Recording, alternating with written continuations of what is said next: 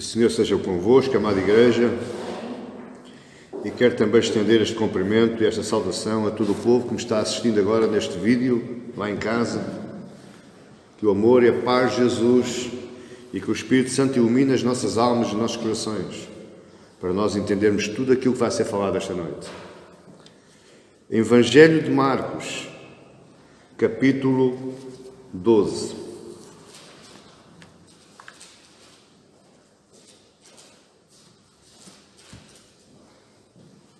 Glória a Deus. Evangelho do Senhor Jesus Cristo, segundo escreveu Marcos, capítulo 12.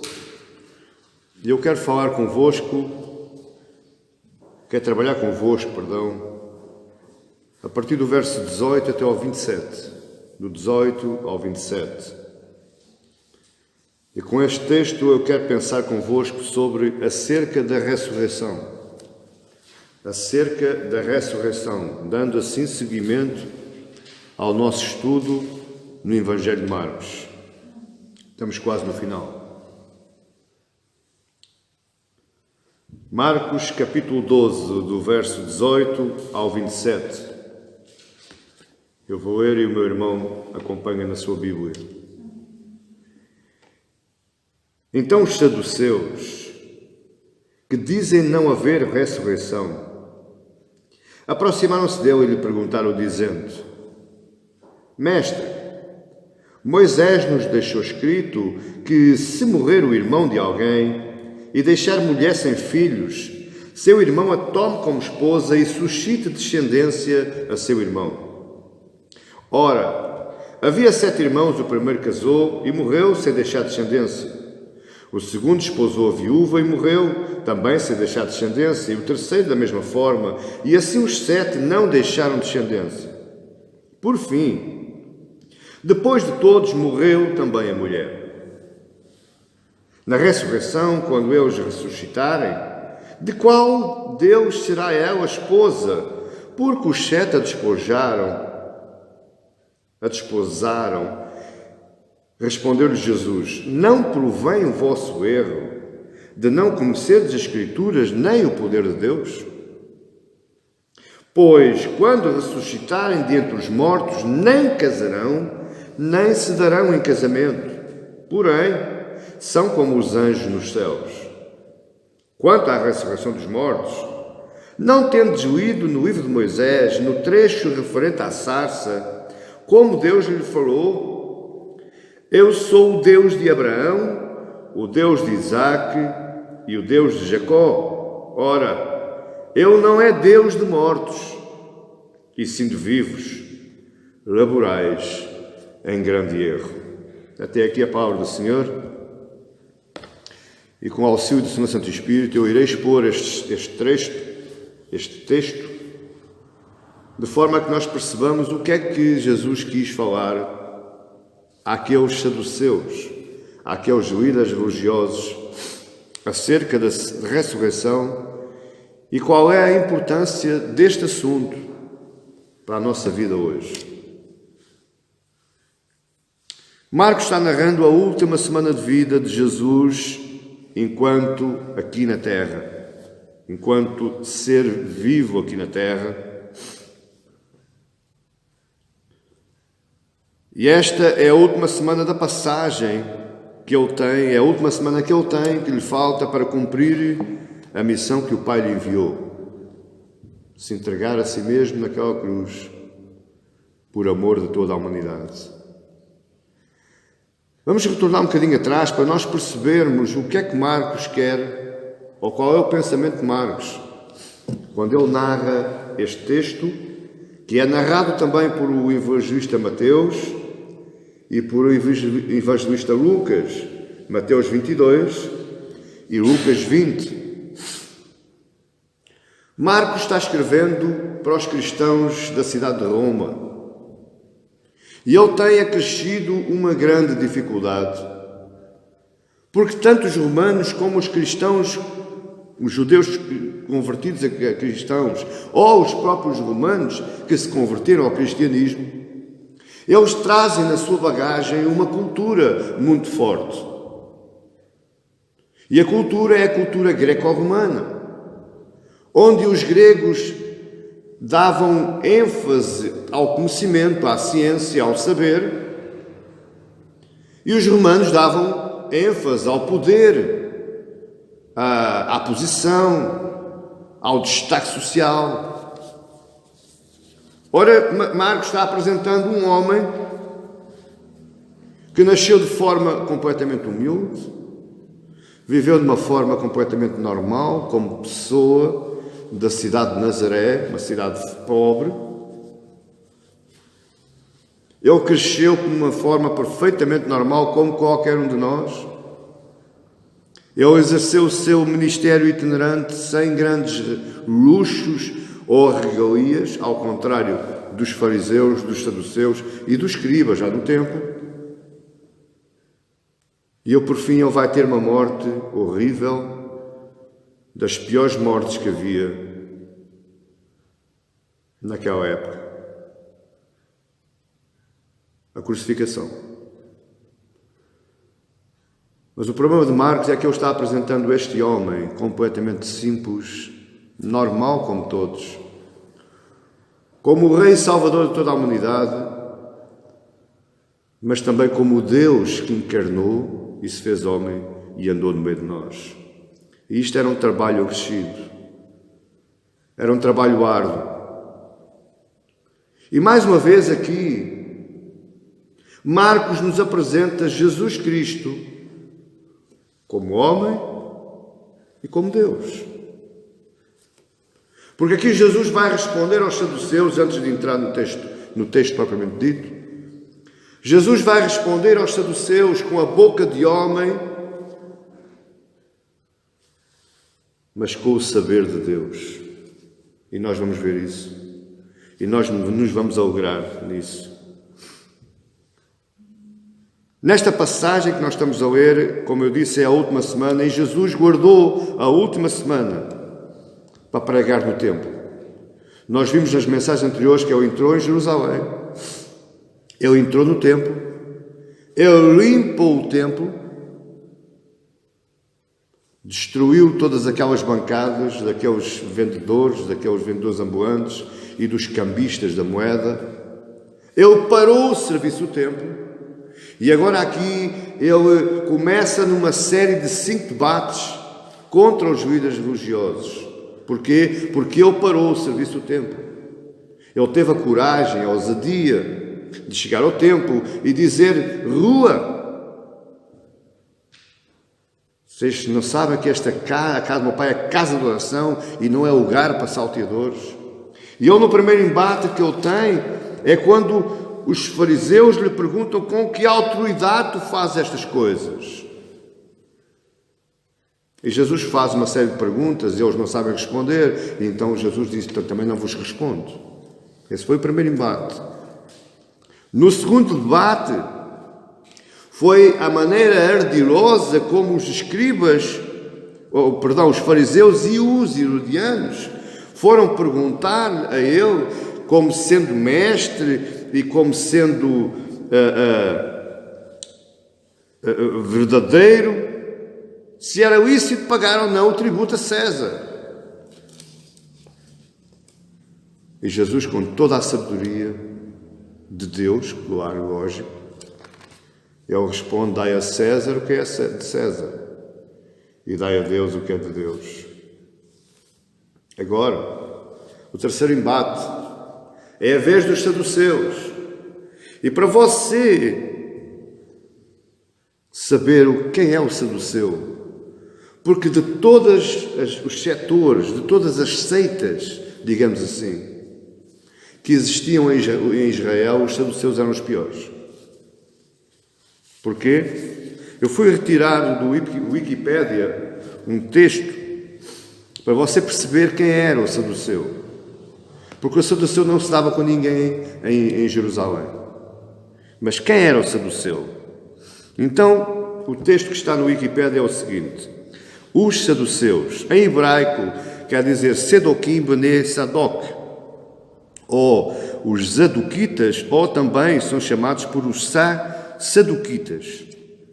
Em grego, eles são chamados dos saducaios. Era uma seita ou um grupo de judeus presente na Judeia durante o período do Segundo Templo, desde o século II a.C. Você lembra-se lá em Malaquias, o Segundo Templo, que eles não gostavam? Quem lá estava, Malaquias falou para os saduceus. Para os sacerdotes que estavam no templo, eram estes saduceus. O livro de Malaquias foi dirigido a estes saduceus. Ora, desde o século II a.C. até à destruição do templo 70 d.C. A seita foi identificada por Flávio Josefo como o alto escalão social e económico da sociedade judeia. Eram os mais ricos e os mais poderosos dentro da sociedade da Judeia. Perdão. O grupo cumpria várias funções políticas, sociais e religiosas, dentre os quais se podia mencionar a função de manutenção do templo. Os saduceus são frequentemente comparados com outras seitas do período, como os fariseus e os essênios. Acredita-se que a extinção do grupo ocorreu algum tempo depois da destruição do templo de Herodes, em Jerusalém, no ano de 70 d.C., sendo que os caraítas possivelmente tiveram algumas raízes nas visões dos saduceus. Também para esta seita ou partido é difícil determinar a origem. Sabemos que existiu nos últimos 2 séculos do Segundo Templo, em completa discórdia com os fariseus.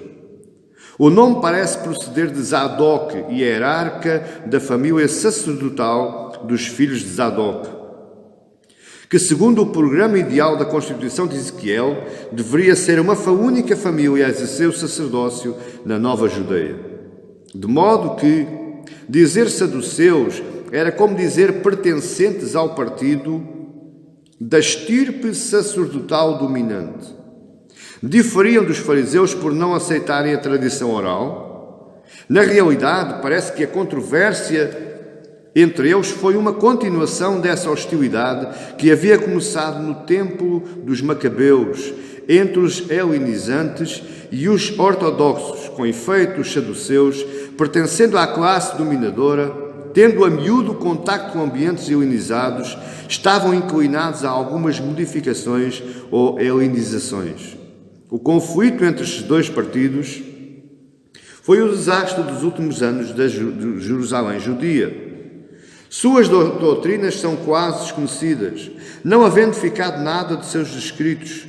A Bíblia afirma que eles não criam na ressurreição, tendo até tentado enlaçar Jesus com uma pergunta ardilosa sobre esse conceito. Com muita probabilidade, ainda que rechaçando a tradição farisaica, possuíram uma doutrina relativa à interpretação e aplicação da lei bíblica. O único que nos oferece alguns dados sobre as suas doutrinas é Flávio Josefo, que, por ser fariseu e por haver escrito para o público greco-romano, pode apresentar imprecisões e distorções. Parece provável que as divergências entre saduceus e fariseus foram mais que dogmáticas, foram jurídicas e rituais. Com a queda de Jerusalém, a seita dos saduceus extinguiu-se e ficaram, porém, suas marcas em todas as tendências antirrabínicas nos primeiros séculos e na época medieval. Eu acrescento aqui, não está no Wikipédia, mas eu acrescento, que hoje, em século XXI, existem muitos cristãos com pensamentos de saduceu. Hoje. Amém? Isto é só um acréscimo meu. Isto é o que estava no Wikipédia. Portanto, você está a ver o que é o saduceu. O saduceu, e isto está em 1 de Reis, capítulo 2, verso 35, diz: em lugar de Joabe, constituiu o rei por comandante do exército de Benaia, filho de Joiada, e em lugar de Abiatar, a Zadok por sacerdote. Então, estes saduceus, eles intitularam-se os sacerdotes por direito, os representantes do sacerdote antes do exílio. Está entendendo? Eles quiseram fazer a continuação daquilo que estava no primeiro templo de Salomão, que depois passou para o segundo templo, no templo de Malaquias, e infiltraram-se agora no templo que o rei Herodes construiu, entrando em conflito, porque, repare, até ao tempo do rei Herodes só existia um sumo sacerdote. E agora no tempo do rei Herodes, tudo por causa daqueles 400 anos do período interbíblico, pois eu já contei a história várias vezes, que os macabeus lutaram com os gregos, venceram e então instituíram novamente a religião judaica, e aí os saduceus apoderaram-se do sacerdócio e empurraram os fariseus para o resto, para as sinagogas, para o ensinamento, e os saduceus e os escribas, tudo que era falar a palavra, explicar a palavra, era fariseus e escribas. Tudo que era sacerdócio e manutenção do templo eram saduceus, e eles não abriam mão. Havia 2 sumos sacerdotes, o Anás e o Caifás, no tempo de Jesus. Pois bem, além de controlarem o templo, eles eram coniventes com o Império Romano. E daí eles trabalhavam no templo e repare, quem trabalhava no templo recebia, e não era pouco.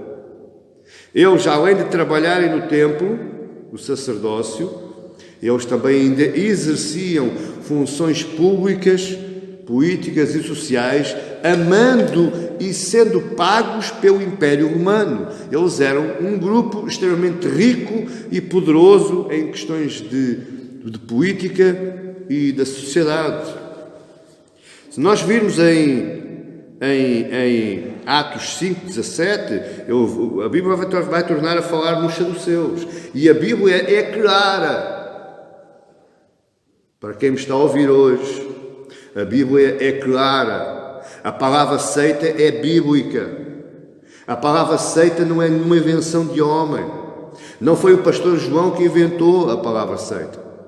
Porque a Bíblia, em Atos 5:17, diz: levantando-se, porém, o sumo sacerdote e todos os que estavam com ele, isto é, a seita dos saduceus,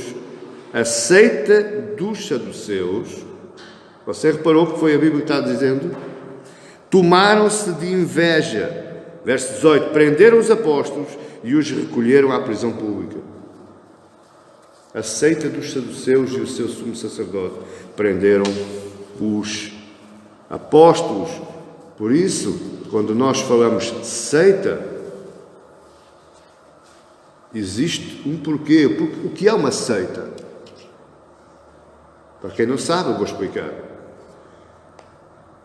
Todo o grupo religioso, seja ele qual for, desde o hindu, desde o Maomé, desde do espírita, passando por essas pseudo-cristãs, todo o grupo religioso que não acreditar na crucificação, na morte e na ressurreição de Cristo para a salvação da humanidade é seita. Ponto final, parágrafo. Amém? E que tudo, quando lhe disserem o contrário diz que eu estou dizendo, essa pessoa está a errar doutrinariamente. Seita é todo o grupo religioso que não aceita e não reconhece Jesus como Salvador da humanidade através da sua crucificação, da sua morte, da sua ressurreição e da sua ascensão aos céus. Amém, igreja? Seita é todo o grupo religioso que não aceita a humanidade de Jesus com a divindade de Jesus, duas naturezas distintas no único corpo. Isso é uma seita. Isto é, os saduceus eram uma seita, os fariseus eram uma seita, os essênios eram uma seita, os zelotes eram uma seita. Todos aqueles que crucificaram Jesus são chamados de seitas. E hoje existe muita religião dita cristã que não passa de seitas. Mas bom, este não é o tema da nossa mensagem de hoje, poderá ser que um dia eu falo mais nisso. Ora, este grupo dos saduceus eram, por isso, então, um grupo muito influente, não só religioso, porque eles tinham o poder do sacerdócio no templo, todo o mundo tinha que passar por eles, mas também eles tinham o poder político, por causa da conivência que eles tinham, da parceria que eles tinham com o Império Romano. Agora, no lado religioso, era mais grave ainda. Porque Jesus diz na sua palavra: não cuideis que eu vim abolir da lei e dos profetas, mas eu vim para cumprir. Olha o que eu disse a lei e os profetas. Amém? O que é a lei e os profetas? Juntamente com o livro dos Salmos. É o Antigo Testamento.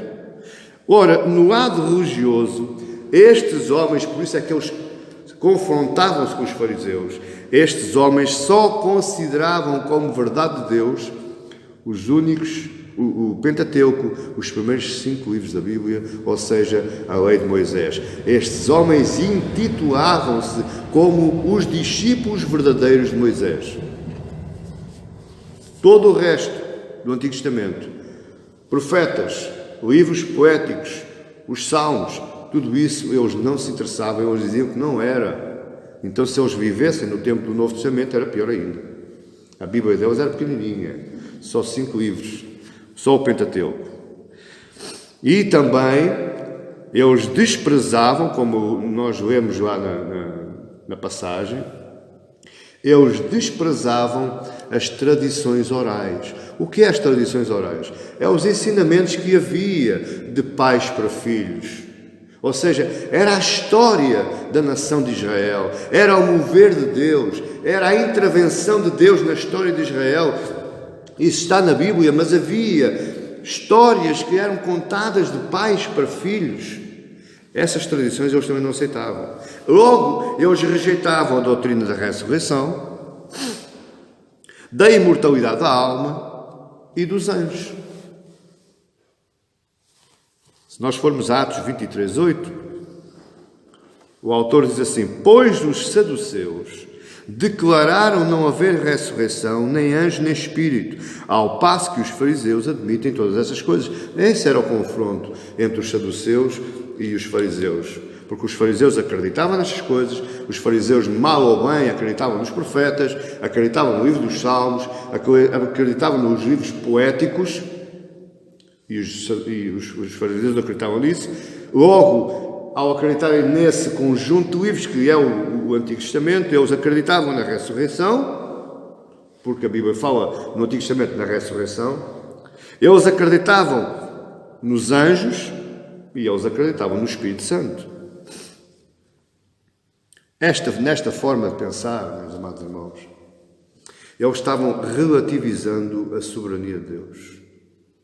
Ou seja, Deus chamou o povo através de Abraão, levanta Moisés para libertar o povo do Egito, dá a lei a Moisés e ficou por ali. A atitude de Deus parou após a entrega da lei de Deus através de Moisés ao povo. Você está entendendo? Está-me a acompanhar? Era assim o pensamento dos saduceus.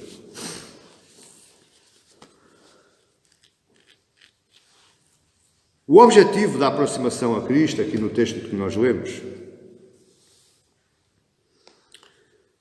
era o de desmoralizar Jesus.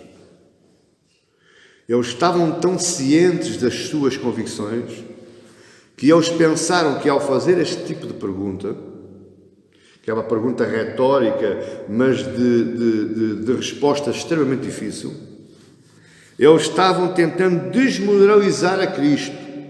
Mas repare, se eles conseguissem desmoralizar a Cristo, o que é que acontecia? Todos os seguidores, todo o povo que seguia a Cristo, caía por terra, era desmoralizado. Porquê esta atitude? Porquê é que eles queriam desmoralizar a Cristo? Porque Jesus tinha parado o serviço do templo. Jesus tinha parado o lucro deles. Veja, meus amados irmãos, que desde o primeiro século até o dia de hoje, a igreja está mais interessada no lucro, está mais interessada no dinheiro. Os pastores hoje, meus amados irmãos, é lógico que Jesus diz: digno é o trabalhador do seu salário. É lógico que o trabalho do pastor não é um trabalho fácil, mas o pastor tem que ter a realidade à sua vista. O pastor tem que olhar a realidade da sua igreja e não se ensoberbar pedindo o seu salário porque é digno, mas a igreja não o pode suportar. Paulo disse: eu fui trabalhar e fui fazer tendas porque eu não queria massacrar os irmãos, porque a igreja era pequenina. Então eles foram tentar desmoralizar Jesus, não por questões teológicas, mas por causa do serviço do templo que estava parado. Note bem, a pergunta que eles fizeram, além de ser perfeitamente hipócrita, estava coberta, além de ser por uma perfeita armadilha, ele estava coberta de grande ironia. Eles nem sabiam com quem estavam falando. É a mesma coisa que eu ir falar de leis com um advogado ou com um juiz, sem saber que ele é advogado ou juiz. E eu vou para lá e eu vou papaguear o assunto de lei, quando por trás daquela pessoa está um advogado ou um juiz, mas eu não sei. Ora, os saduceus foram papaguear a lei de Deus com aquele que a deu, com o autor da lei. Você está entendendo? Esta passagem de Marcos, ela é extremamente rica, porque nós vamos ver ao final que o Jesus destruiu aqueles homens por completo. Pela forma como eles a colocaram, porque a mulher era casada, morre o marido, casa com o irmão, vai casando, casa com os 7 irmãos. Os 7 irmãos vão para o céu. Ora, Jesus estava anunciando a ressurreição, então quer dizer que aqueles 7 irmãos vão ressurgir. Ela a seguir morre. Quando chegar ao céu é mulher de quem? É do primeiro? É do último? Ou é deles todos? Veja que é uma pergunta que não dava para responder nós. Não conseguimos responder. E esta pergunta, ela estava na lei. Ela está na lei. Ou estava, agora já não funciona essa lei, claro. Mas em Deuteronômio 25:5, olha o que é que a lei de Deus diz. Se irmãos morarem juntos e um deles morrer sem filhos, então a mulher do que morreu não se casará com outro estranho, fora da família. Seu cunhado a tomará e a receberá por mulher e exercerá para com ela a obrigação do cunhado. O primogênito que ela lhe der será o sucessor do nome do seu irmão falecido, para que o nome deste não se apague em Israel. Ou seja, o irmão do morto iria dar continuidade ao nome do morto. Você está percebendo? Esta era a lei do levirato. Está em Deuteronômio, a partir do no capítulo 25, a partir do verso 5 em diante. Ora, eles utilizaram as Escrituras para Jesus. Só que eles só utilizaram parte das Escrituras.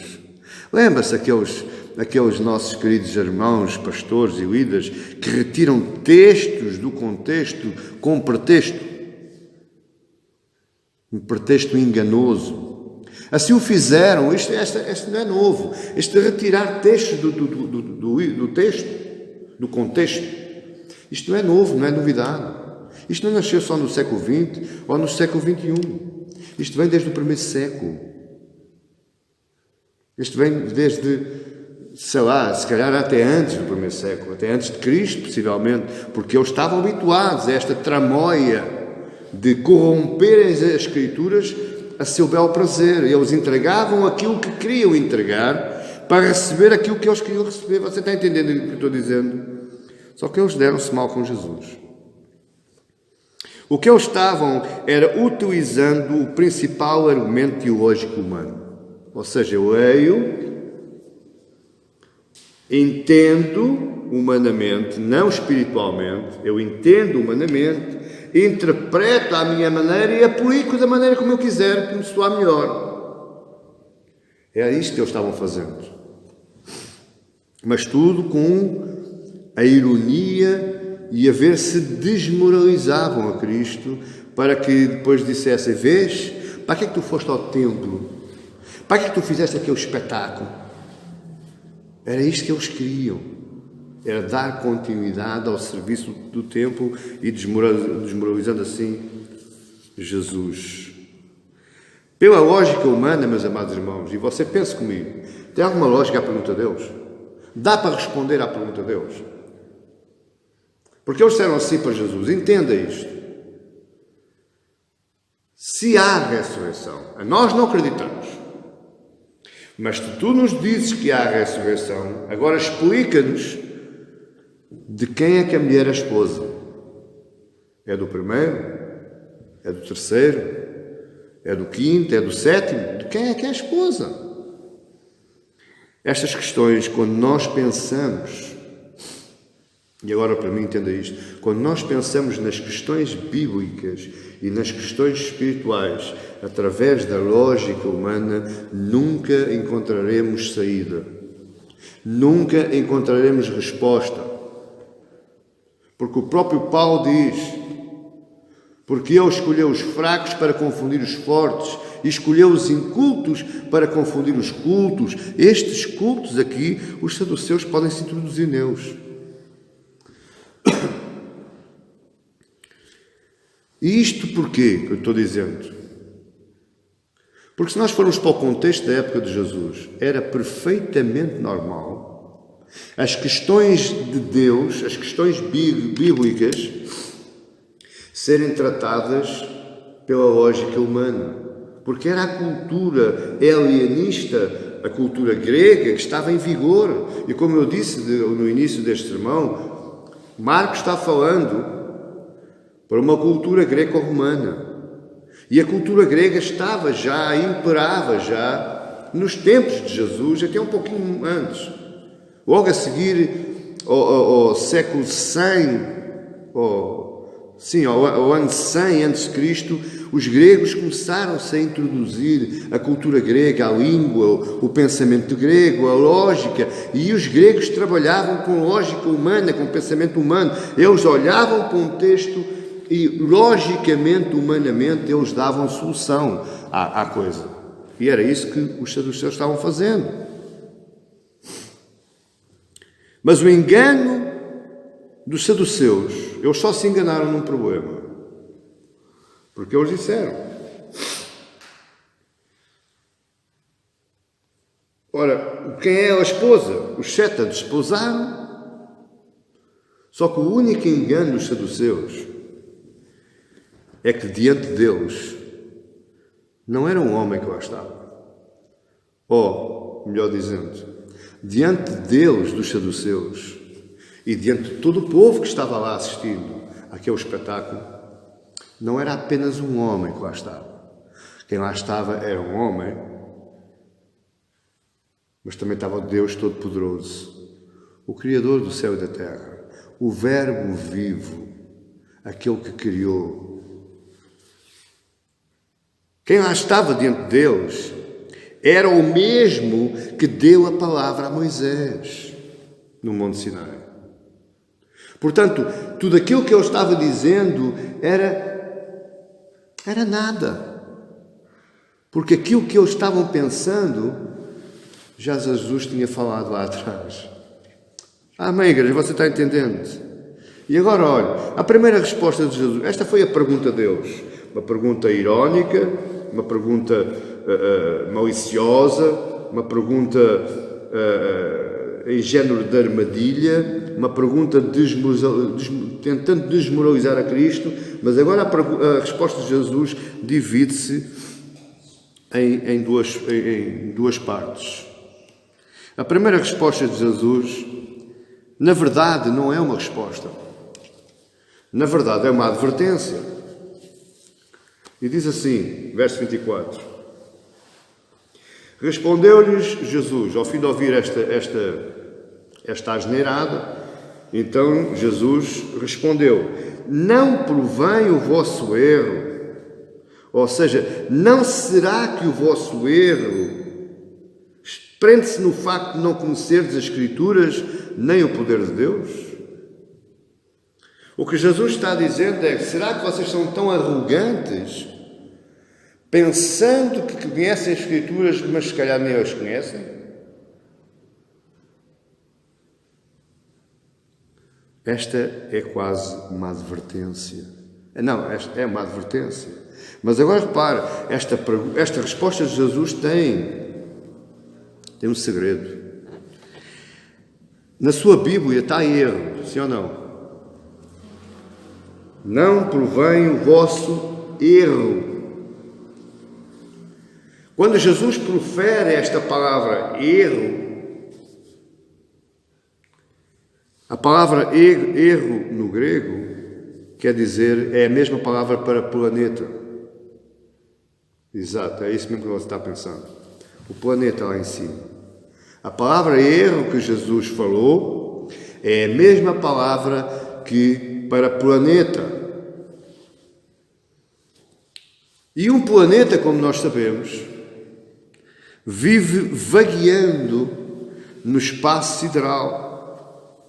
Ou seja, um planeta não tem pouso fixo. Um planeta anda perdido no espaço e no tempo. Ele hoje está aqui, amanhã está não sei onde. Você está entendendo? Apesar do extenso conhecimento dos fariseus, Jesus intitulou-os como planetas.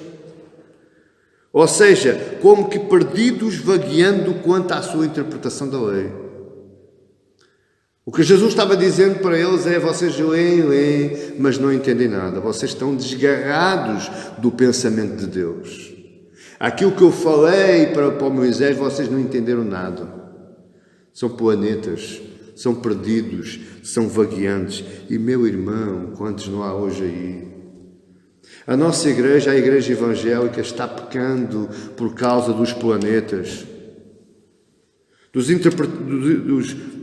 que interpretam a lei de forma vagueante, de forma perdida, sem nexo, sem conceito, sem olhar ao contexto, sem sequer analisar qual foi o pensamento do autor quando escreveu. São planetas, trabalham em erro. Veja bem, a mesma palavra que Jesus aqui utilizou, erro, que em grego é a mesma palavra para planeta, Jesus vai utilizá-la num outro contexto. Mateus 18:12, Jesus a falar: que vos parece se um homem tiver 100 ovelhas e uma delas se extraviar? A mesma palavra para erro, a mesma palavra para planeta. Não deixará ele nos montes os 99, indo procurar a que se extraviou, a que está errante, a que está perdida, a que está desgarrada, a que anda sem norte, sem rumo, a que não tem conceito e noção de espaço e de tempo. Você está entendendo o que é que Jesus está falando? Como que diz Saduceus, vocês, se não fixarem os pezinhos na terra, vocês vão andar no espaço sideral, com as vossas lógicas humanas. Entenda uma coisa, meu amado irmão e irmã que me está ouvindo hoje.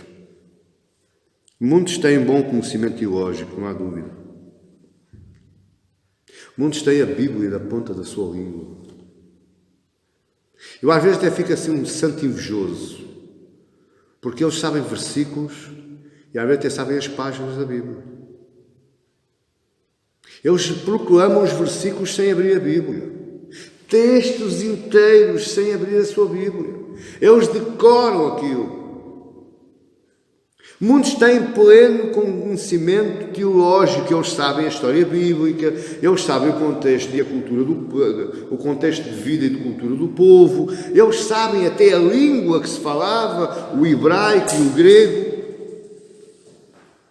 Mas, meu amado irmão, eles estão desgarrados das Escrituras.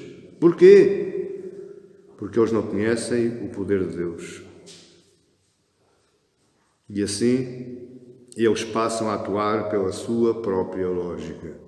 Ou seja, eles olham para as Escrituras e fazem a sua própria interpretação. Por isso eles se desgarram das Escrituras. Porque a palavra de Deus, ela tem poder. Mas se nós não interpretarmos como ela deve ser interpretada, se nós não a buscarmos como ela deve ser buscada, esta palavra perde todo o poder. Perde todo o poder. Deus se afasta, Deus se demarca dessas pessoas. Foi isto que estava a acontecer com os saduceus, foi isto que aconteceu com os fariseus, foi isto que aconteceu com os escribas, foi isto que aconteceu com os seguidores de Cristo lá em João 6. Eles se desgarraram das Escrituras, porquê? Porque não conhecem o poder de Deus que está inserido na palavra. Por que é que Jesus utilizou estes termos? Escrituras e o poder de Deus. Verso 24, estou a ver o verso 24 ainda. Por que é que Jesus utilizou as Escrituras de um lado? Vocês não conhecem as Escrituras, e porque não conhecem as Escrituras também não conhecem o poder de Deus. Por que é que Jesus utilizou estes termos? Porque ele estava dizendo, vocês estão desgarrados quanto à revelação.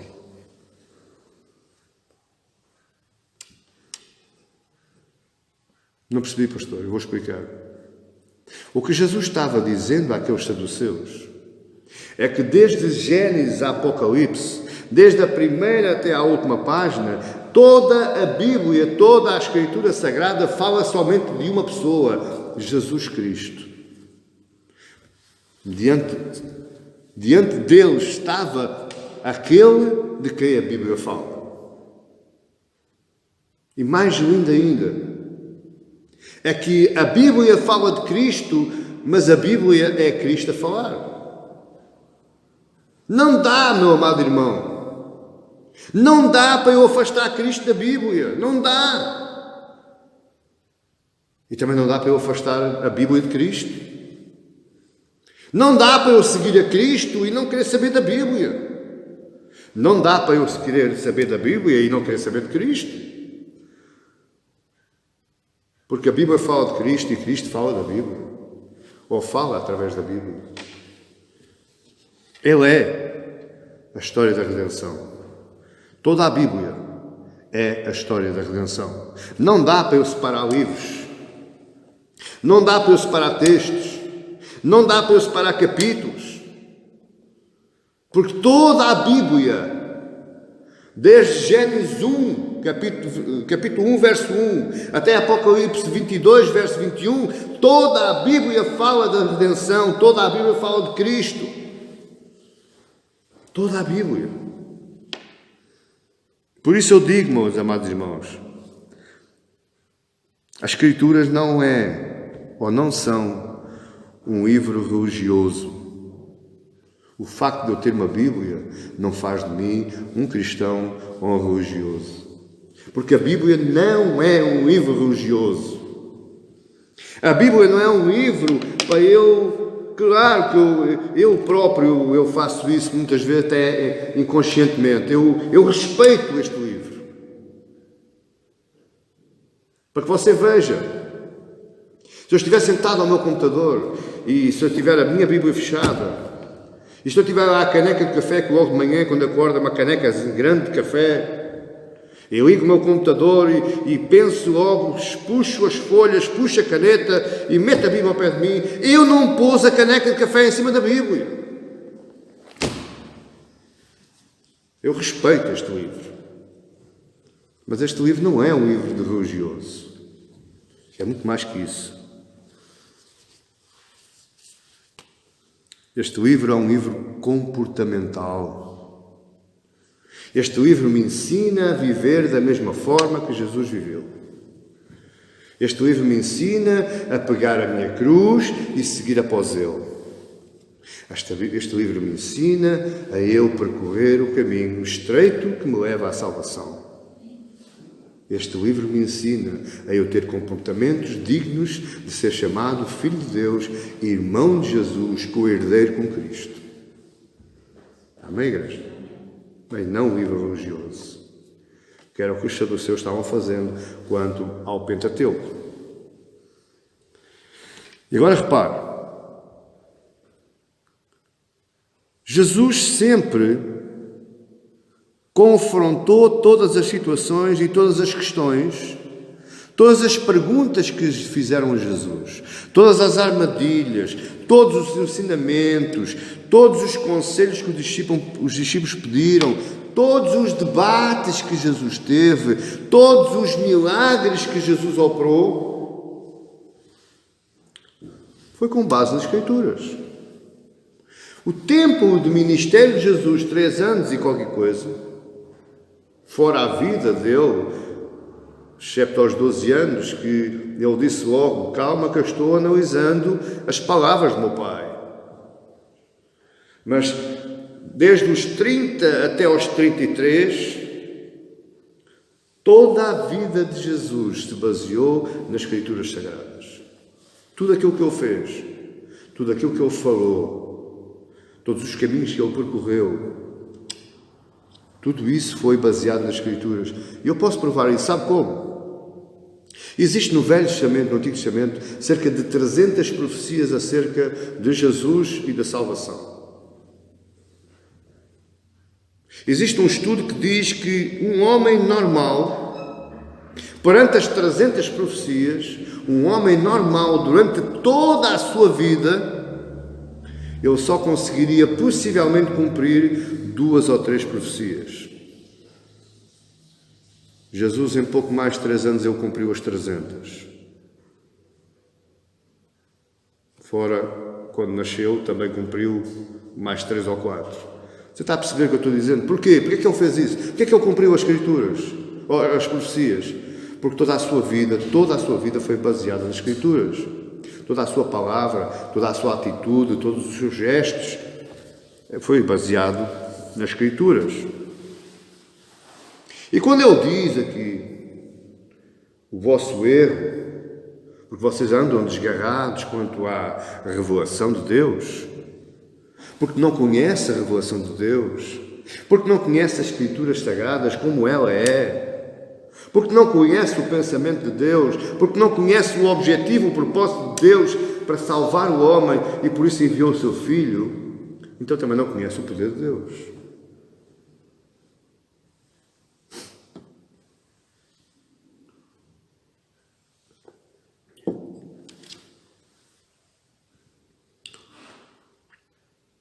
Não conhecemos o fruto das Escrituras.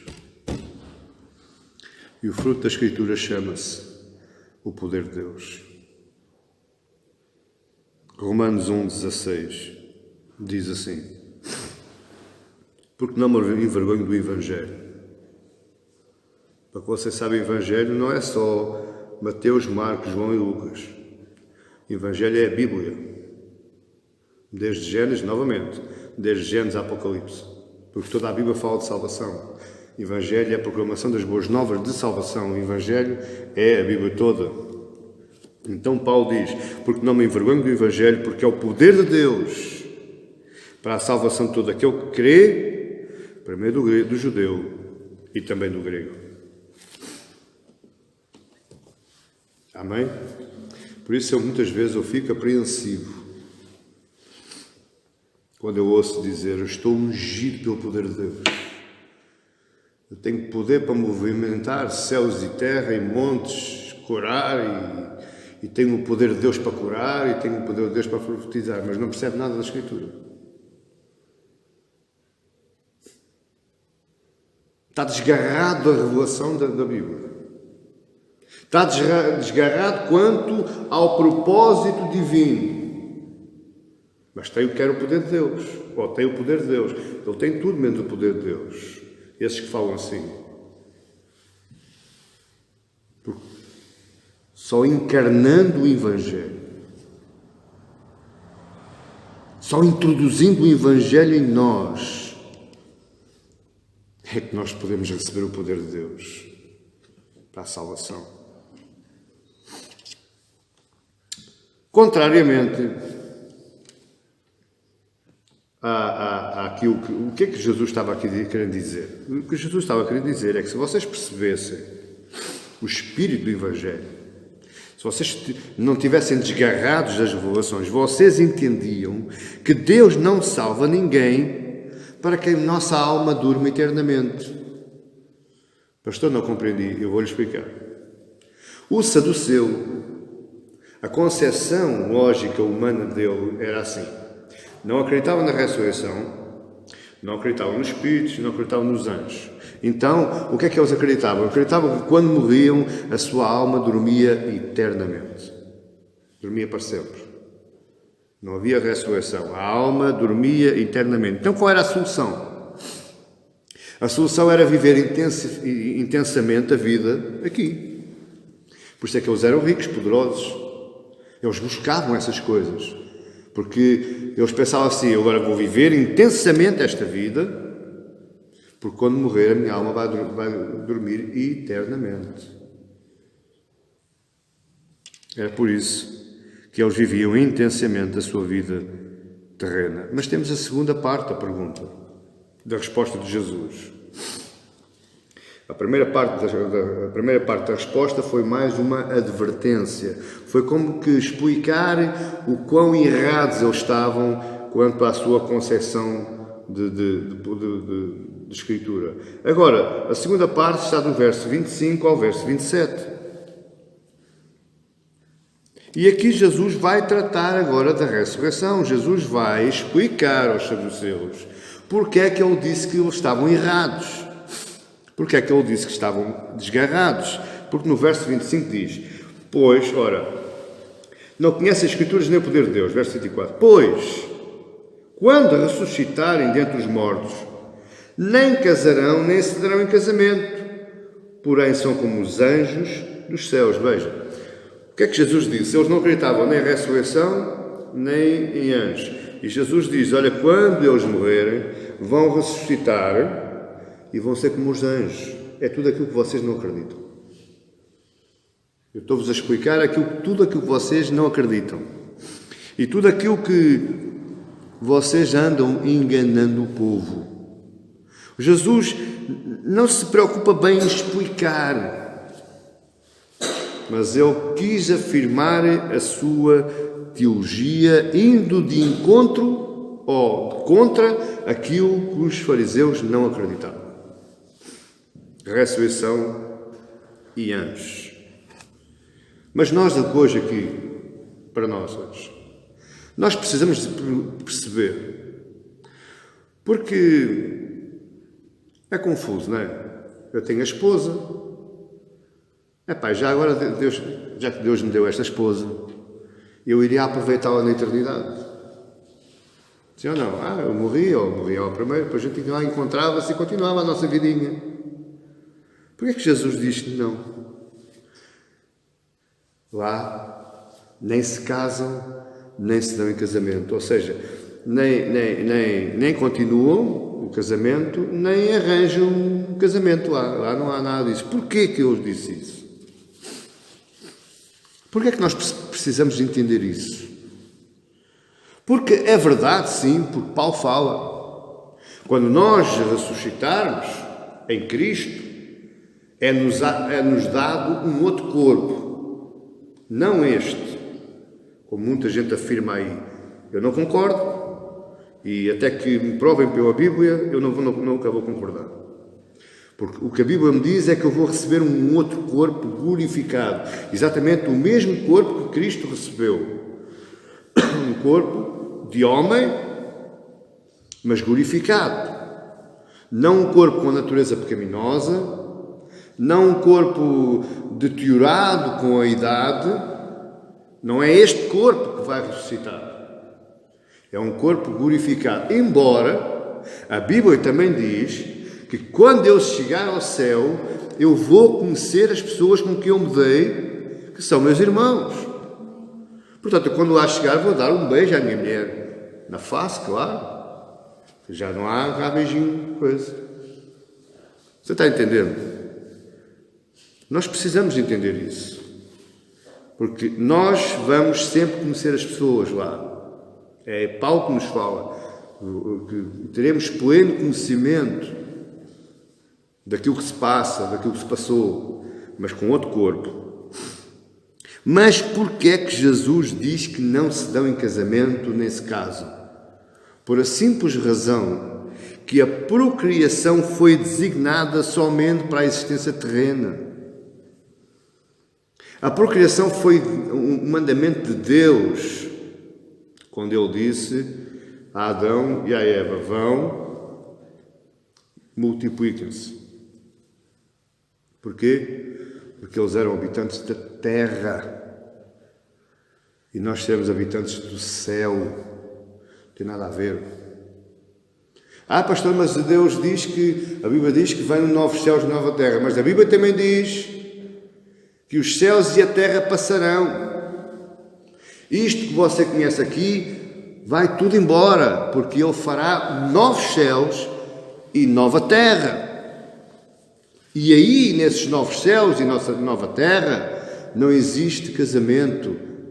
Seremos todos... Aqui eu não ia dizer irmãos, sabe porquê? Porque todos nós fazemos parte da noiva de Cristo. Por isso é que nós não nos podemos casar, porque já temos noivo. Amém? O único casamento que vai existir na eternidade é de Cristo com a igreja. É de Cristo com a noiva. Por isso Jesus diz lá, não se casam. Porque eu é que sou o noivo. Mas, agora vamos ver a segunda parte da resposta de Jesus, que está nos versos 26 e 27. Jesus não apresenta apenas a forma, mas ele vai apresentar o princípio da ressurreição. Ele não diz apenas que vão ressuscitar. O texto paralelo do Lucas está um bocadinho mais explícito. Lucas 20, a partir do verso 35 até o 38, diz assim: mas os que são havidos por dignos de alcançar a era vindoura,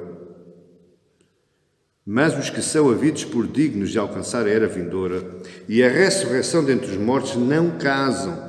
Jesus está a dizer assim: aqueles que são achados dignos, aqueles que são meus, aqueles que são as minhas ovelhas, aqueles que eu disser, vinde, benditos meu Pai, esses não se vão casar, nem se dão em casamento. Porquê? Porque fazem parte do corpo, fazem parte da igreja.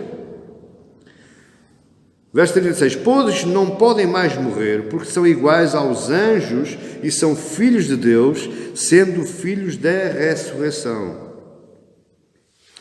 E que os mortos hão de ressuscitar. Moisés o indicou no trecho referente à sarça, quando chama ao Senhor o Deus de Abraão, o Deus de Isaque e o Deus de Jacó. Ora, Deus não é Deus de mortos, e sim de vivos, porque para Ele todos vivem. O que Jesus está aqui fazendo é apresentando aos saduceus as mesmas palavras que apresentou a Moisés. O Deus de Abraão, o Deus de Isaque e o Deus de Jacó. O que Jesus está aqui dizendo aos saduceus é que Abraão, Isaque e Jacó ressuscitaram. Porque Deus é o Deus de Abraão, porque Ele é o Deus de vivos e não de mortos. Você está entendendo? Deus é o Deus de vivos.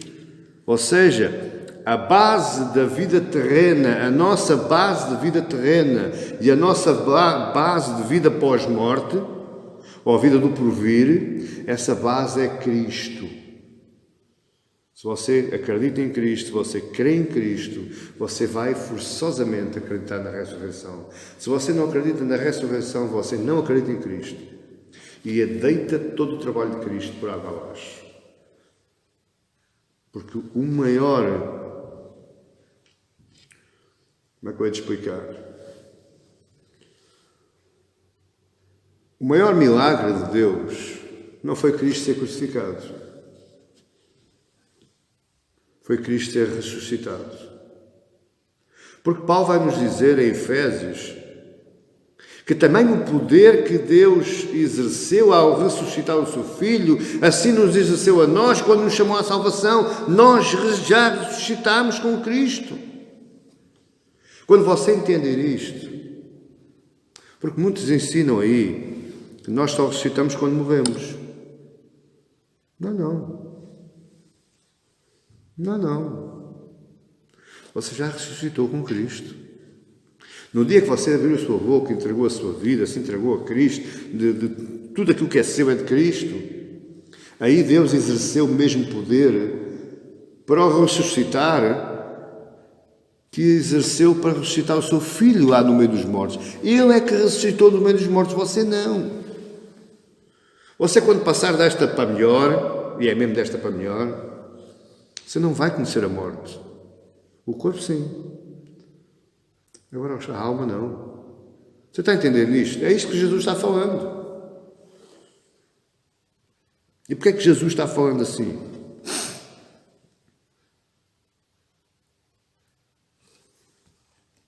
Porque Cristo está vivo.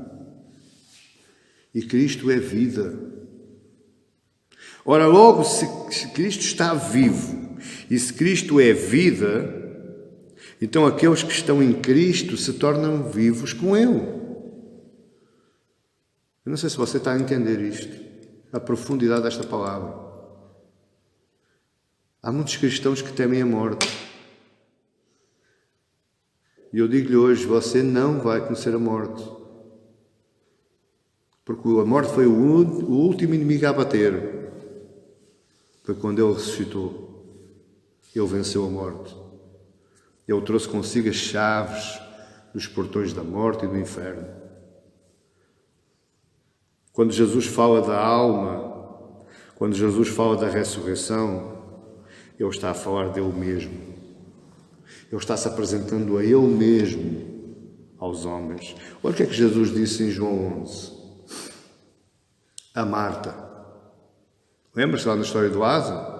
O que é que Jesus disse a Marta lá em João 11, verso 25? E disse-lhe Jesus, eu sou a ressurreição e a vida. Quem crê em mim, ainda que morra, viverá. Ou seja, está vivo, ainda que morra, quando Jesus está dizendo aqui, morra é o corpo. Ainda que morra, viverá. E todo o que vive e crê em mim não morrerá eternamente. Então a ressurreição, para que nós entendamos, para que nós não fiquemos desgarrados das Escrituras e da revelação, a ressurreição, na verdade, já se deu. Nós já fomos ressuscitados com Cristo no dia em que o recebemos como Senhor e Salvador da nossa vida. No dia em que nos rendemos a Ele, no dia em que nos deixamos ser teimosos, no dia em que nos arrependermos, no dia que queremos que Ele é a ressurreição e a vida, nesse dia nós fomos ressuscitados. Abra comigo em 1 Coríntios 15. Eu estou caminhando já para o final. 1 Coríntios, verso 15. Olha o que é que Paulo diz acerca do assunto.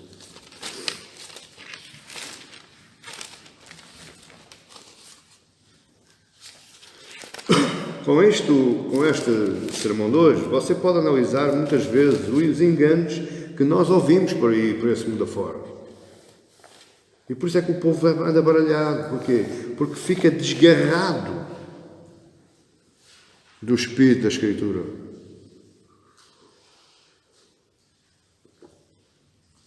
Primeira de Coríntios, verso 15. Capítulo 15.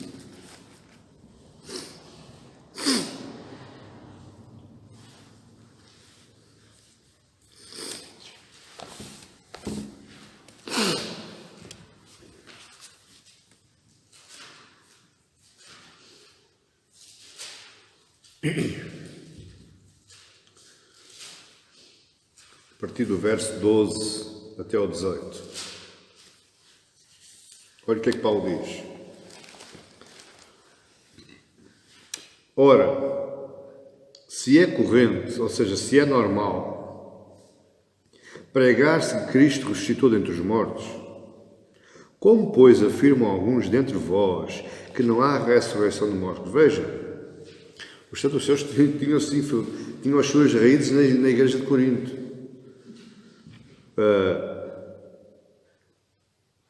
Afirmam alguns dentre vós que não há ressurreição de mortos. E se não há ressurreição de mortos, então Cristo não ressuscitou. E se Cristo não ressuscitou, é vã a nossa pregação e é vã a vossa fé. E se somos tidos por falsas testemunhas de Deus, porque temos asseverado contra Deus que Ele ressuscitou a Cristo, ao qual ele não ressuscitou, se é certo que os mortos não ressuscitam.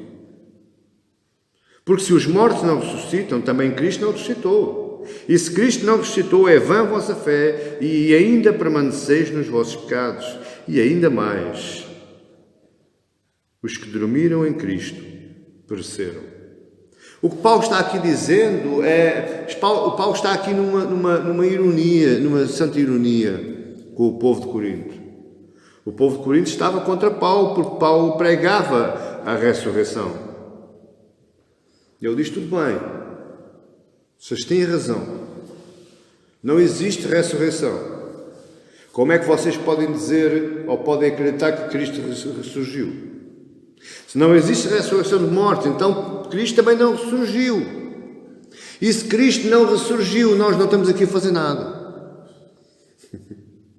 É isto que Paulo está dizendo. Então, amado irmão e irmã, de uma vez por todas, assumamos a nossa fé com coragem, com empenhamento, com ousadia. Sejamos uns verdadeiros apologetas da fé em Cristo, acreditando piamente, sem qualquer dúvida, que Cristo é fruto do amor do Pai. Cristo é o agente salvífico do plano de redenção do Pai. E que esse plano envolveu a Cristo pregado e crucificado e torturado e vituperado numa cruz.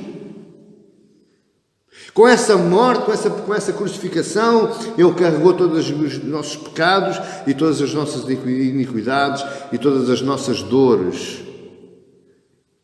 Com o sangue que Ele verteu, Ele pagou, quitou toda a nossa dívida, a culpa do nosso pecado, Ele aplacou a santa e justa ira do Pai. Ele bebeu o cálice da ira de Deus, que era Ele para beber.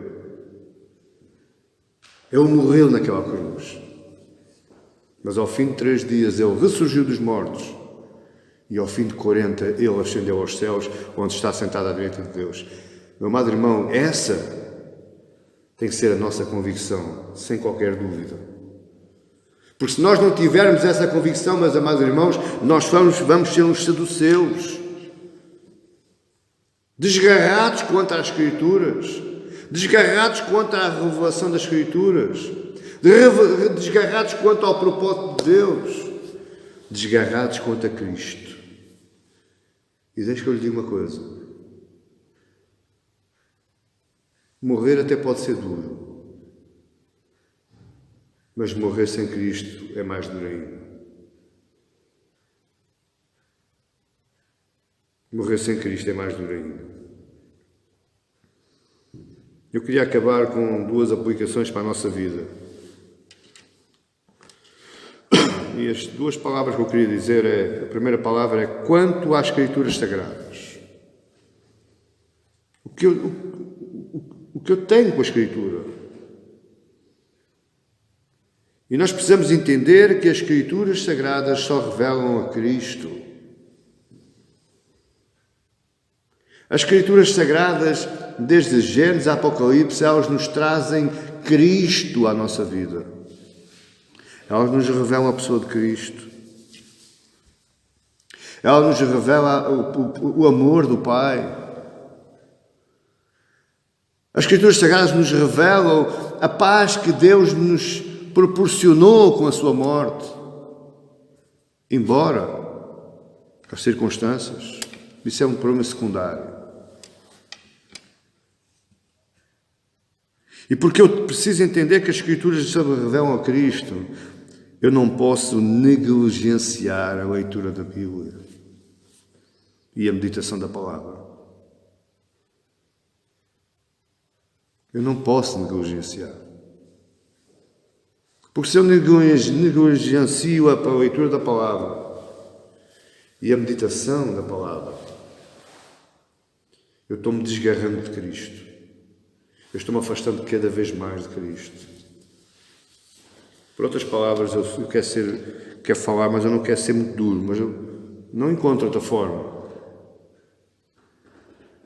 Não tem como você dizer que é cristão e não é a Bíblia. Não tem como você dizer que é cristão e não atentar para aquilo que a Bíblia diz, para o método de vida. Porque, no fundo, meu amado irmão, a Bíblia é um manual de vivência. A Bíblia nos ensina o caminho que nós devemos seguir, não o nosso próprio caminho, não a nossa própria lógica, mas a lógica de Cristo. Porque foi para isso que Ele veio. E também porque toda a Escritura é o próprio Cristo se revelando a si mesmo. Pastor, eu quero conhecer a Cristo, leia a Bíblia. Pastor, eu quero ouvir a Cristo, leia a Bíblia em voz alta. Pastor, eu quero ouvir o Sermão do Monte, leia em voz alta. Amém, igreja? Esta primeira palavra é muito importante. Eu estava falando com alguém hoje. É que eu vi um vídeo na internet, no Facebook, um culto de uma igreja em direto. E já não é a primeira vez que eu vejo algumas igrejas em direto, onde eu subscrevo. Igrejas cristãs, algumas são reformadas. Igrejas que pregam a palavra a sério, pastores sérios que lá estão a pregando a palavra. Só que eu por acaso hoje estive a ver um vídeo em direto, num culto de hoje de manhã, eu só lá vi 3, 4 pessoas numa sala enorme. Porquê? Sabe o que é que eu lhe digo porquê? Porque estava a falar ali de Cristo. E as pessoas querem tudo menos Cristo. As pessoas querem show, as pessoas querem espetáculo, as pessoas querem massagem de ego, as pessoas querem ouvir aquilo que é bom para os ouvidos, como a Bíblia diz, querem ser coçados nos ouvidos. Mas quando nós falamos de Cristo e quando nós trazemos o povo ao aprisco, o povo não quer, foge. Porquê? Porque isso implica eu ter que caminhar o mesmo caminho que Cristo caminhou. Isso é mau para mim. Isso não me agrada. Porque isso implica eu pegar na minha cruz, na cruz que Ele me deu, que Ele me deixou, e seguir atrás dele, após Ele também. Para aí, Senhor, que eu também quero ir ao Gólgota. Entende isto que eu estou dizendo? É muito importante atentarmos para as Escrituras, porque Ele é o próprio Cristo. Por causa disto, e agora falo para as igrejas pentecostais e neopentecostais, não posso deixar de fora. Por causa disto que eu disse, que Cristo se revela a si mesmo através desta palavra. Eu não posso escravizar a Bíblia em função das minhas necessidades. Eu não posso escravizar a Bíblia em função da minha lógica.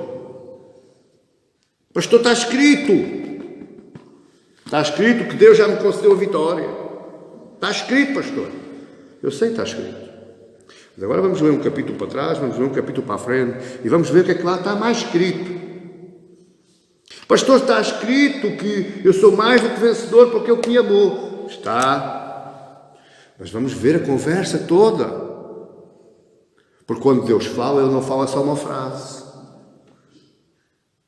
Ele tem um diálogo. Ele tem um assunto. Então vamos ver o assunto todo. E depois vamos ver se somos assim tão poderosos. Amém, igreja? Estou falando sério. Porque isto é um assunto sério. E enquanto a igreja não começar a pensar sério em relação à Bíblia, nós vamos continuar sempre armadilhados pelos fariseus, pelos saduceus, pelos escribas e pelos essénios do século XXI. A igreja tem que voltar à Bíblia.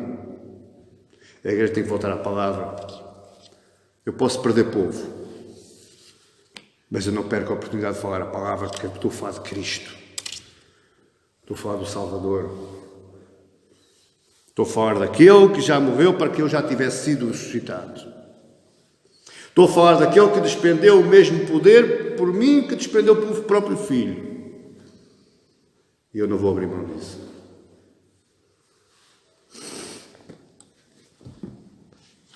Por outro lado, deve haver entre os crentes uma firme diferenciação. Olha o que eu estou dizendo. Olha o que eu estou dizendo, igreja. Lá para casa, abra bem o ouvido, que você vai ouvir agora. Deve haver entre os crentes a firme diferenciação entre o livre exame e a livre interpretação das Escrituras Sagradas. Pastor, eu não percebi, eu vou explicar para você perceber. É-nos dado a oportunidade de fazer o livre exame, mas não é-nos dado a oportunidade de fazer a livre interpretação. Porque quando alguém está falando a palavra, pregando a palavra, eu vou confrontando se ele estiver falando bem ou não. Por isso é que Pedro diz, provai, Pedro, se eu estiver enganado, os meus perdoam, mas a Bíblia diz, provai os Espíritos. Provai se a palavra que vós tendes ouvido, se é a palavra verdadeira. Porque se não for verdadeira, fuja, vá para longe. Você o livre exame pode fazer. Se o local onde você estiver pregando para você não tiver palavra de verdade, palavra bíblica, exposição bíblica, aqui está escrito e você está vendo, também está escrito através da sua Bíblia. Se não estiver de acordo, fuja. Isso chama-se livre exame. Agora, a livre interpretação não. Porque a Bíblia se interpreta a si mesma. Eu não posso criar uma interpretação, você cria outra e você cria outra. A Bíblia se interpreta a si mesma. A Bíblia tem um autor, a Bíblia tem um assunto, a Bíblia tem um propósito. Eu não o posso alterar. Não me é lícito, não me é dado isso. Por isso, é quando eu faço isso, faço uma livre interpretação, eu estou massageando o coração dos meus irmãozinhos queridos, porque eles estão ouvindo aquilo que eles querem. Qual o pecado, pastor? Qual o pecado? Qual o inferno? A morte, mas qual morte? Deixa estar isso, esqueça lá isso. Falo nisso só na terça-feira, ou na quinta, ou no domingo, não. Jesus falava todos os dias de morte, inferno, pecado. Porque ele não fazia uma livre interpretação das suas próprias palavras. Mas ele fazia um livre exame das palavras dos saduceus, dos fariseus e dos escribas. Está a entender? Segunda palavra que eu queria dar rapidamente. Falei quanto às Escrituras, agora quanto à ressurreição. Nós devemos cuidar do nosso coração para não cairmos no erro de vermos o mundo como o nosso único objetivo. Meu amado irmão, olhe para mim.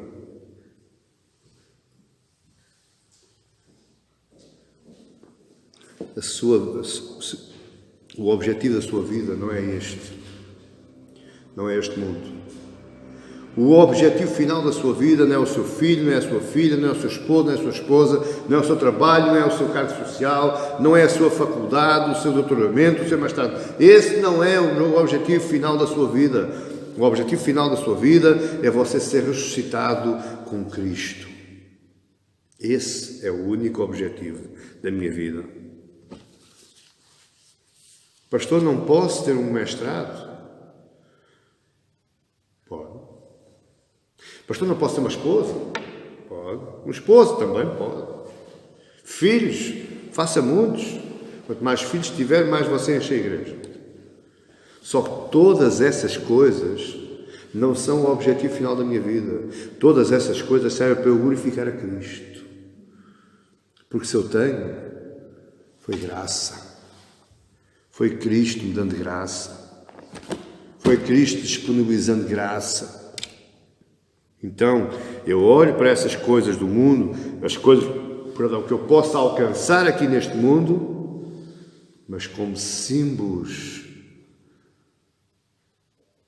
não símbolos não, como meios de eu glorificar a Cristo, glorificar a Deus através de Cristo. Amém, igreja? Que Deus nos ajude a olhar para este assunto e graças a Deus que nós temos o Evangelho de Marcos para nos chamar a atenção. Amém? Pai Santo, graças te dou, Senhor, por esta palavra e nos ajuda, Pai. Nos ajuda, Senhor, a olharmos mais para a Escritura. Nos ajuda, Senhor, a não pensarmos tanto na nossa lógica humana, mas começarmos a pensar com a mente de Cristo, para podermos caminhar no caminho de Cristo. Por isso eu te agradeço, Senhor, em nome de Jesus, por todo este ensinamento que nos deste hoje, por toda esta palavra, e toda a honra e toda a glória, Senhor, que te dou, desde agora e para sempre. Amém. E que Deus vos abençoe.